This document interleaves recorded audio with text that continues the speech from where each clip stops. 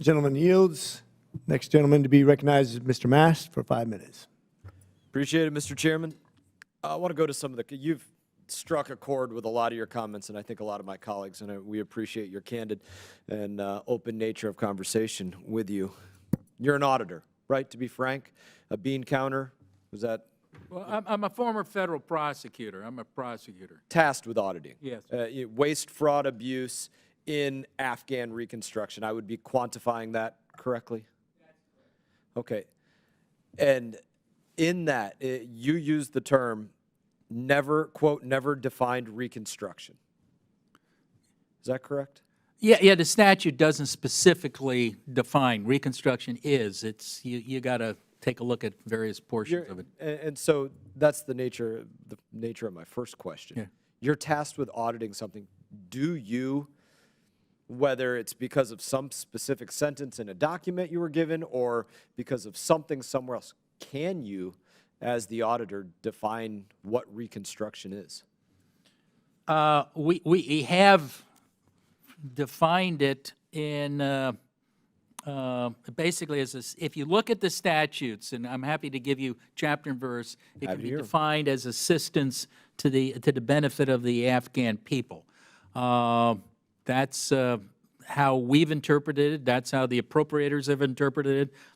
And only recently has the State Department interpreted it as it doesn't cover anything else, and it doesn't cover any of the programs in Afghanistan. Even as specific humanitarian programs that we were auditing before that the State Department in aid was cooperating with, once the Taliban took over, the State Department said those programs are no longer reconstruction. So to the best of your knowledge and what you can recall seeing, reading, being lectured on, whatever, to the benefit of the Afghan people. I'm a firm believer when we look at U.S. policy that we say in any bit of it, USAID or anything, does our policy support what we want for each country? I have it written on a board in my office because we should always, in my opinion, be answering that question. So in your statement there, you know, to support the Afghan people, can you see clearly in anything you've said what we want out of this for the United States of America?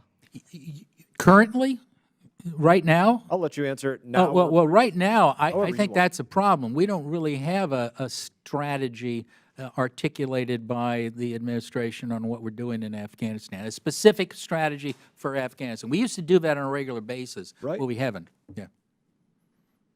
We don't. That's amazing. It's not the most provocative thing that you can hear, but it is amazing that, you know, we're talking about whether it's $11 billion since, you know, this year or $3.5 billion since this year or whatever the time frame is.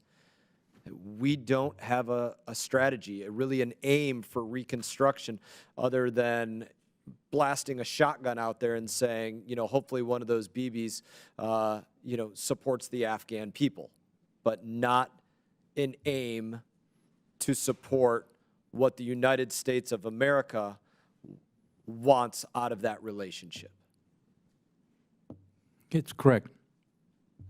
I don't know that there's another question I can ask you because there's not an answer. There's not a specific for you to give me in that, so I don't. That's a problem we've been facing in Afghanistan, I think, for 20 years. We didn't really know what our objective was. Or it changed, or it morphed. And that's very difficult if you're an auditor or an investigator, particularly if you're an auditor or if you're a congressman. If you don't know what you want to accomplish, how do you judge you're getting there? And that's what we saw on a regular basis. And we've raised that numbers of times that, you know, we look at inputs, we look at outputs, and we look at outcomes. What's the outcome you want to achieve by being in Afghanistan? Now, there may just be a straight humanitarian. We want to help people not starve to death or die. And that may be an articulated objective. And I'm not saying that isn't a good objective to have. But even that is really, like you said in your comments as well, noble cause. You use the term noble cause to identify that, and that's true, noble cause. But even that, we don't do that without the purpose of saying we want to see a friendly government there, or, you know, we want to see safety in our embassy. We don't have an embassy there. Or we want to see hostages returned. Or we want to, like, there is still an end state in humanitarian support for any entity for the United States of America and our taxpayers. I yield back, Mr. Chairman.